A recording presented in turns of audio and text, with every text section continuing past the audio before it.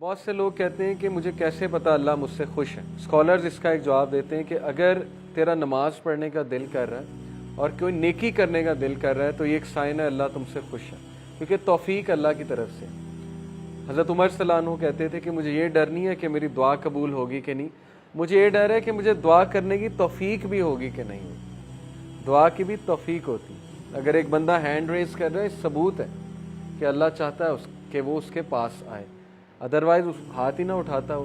جس سے اللہ ناراض ہوتا ہے اس سے ہاتھ نہیں اٹھائے جاتے, اس سے پھر دعا بھی نہیں کی جاتی. تو اس لیے اگر آپ کبھی دعا میں ہاتھ ریز کر رہے ہیں اس کا مطلب اللہ تعالیٰ چاہتا ہے.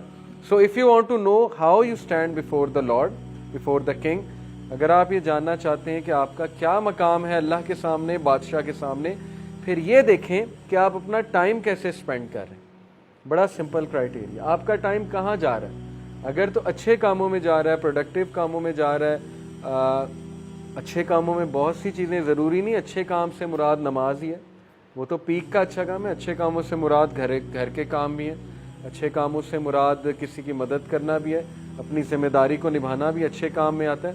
And what work you are assigned to do, اور یہ دیکھو کہ تم کیا کام کر رہے ہو, تم کن کاموں میں ملوث ہو اور تمہارا ٹائم کہاں پہ لگ رہا ہے. ہم اپنی روٹین نوٹ کریں, اس روٹین میں ہم یہ دیکھیں کہ ہمارا major chunk of time, major chunk کہاں جا رہا ہے.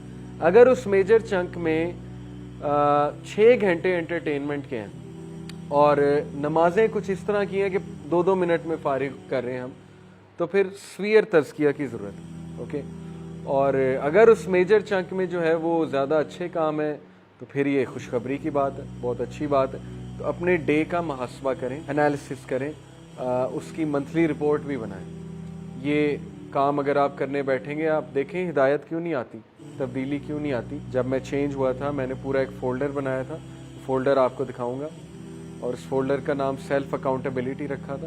اس میں پوری اپنی رپورٹ لکھتا تھا. تو جب میں کوئی غلطی کرتا تھا میں وہاں لکھتا تھا نوٹ پیڈ پہ, آج مجھ سے یہ غلطی ہوئی, یا جب کوئی اچھا کام کرتا تھا وہ بھی نوٹ کرتا تھا. تو اس سے بہت کچھ آتا ہے. آپ کبھی لاسٹ ہونا اور وہ ڈاکومنٹس کھول لیں تو آپ کو بڑا فائدہ ہوتا ہے. آپ ایک دم ریفلیکشنز پڑھ لیتے ہیں اپنی لکھی ہوئی, آپ حیران ہوتے ہیں کہ یہ میں نے لکھی تھی اس دن. کانفیڈنس ملتا ہے اس سے.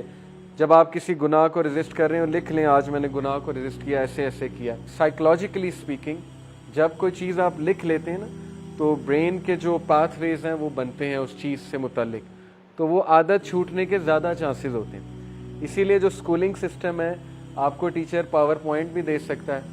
اسکول جانے کی کیا ضرورت ہے, آج کل تو گوگل کلاس روم پہ ٹیچر کہ لو یہ لو پاور پوائنٹ ڈال دیا, پڑھو بیٹھ کے.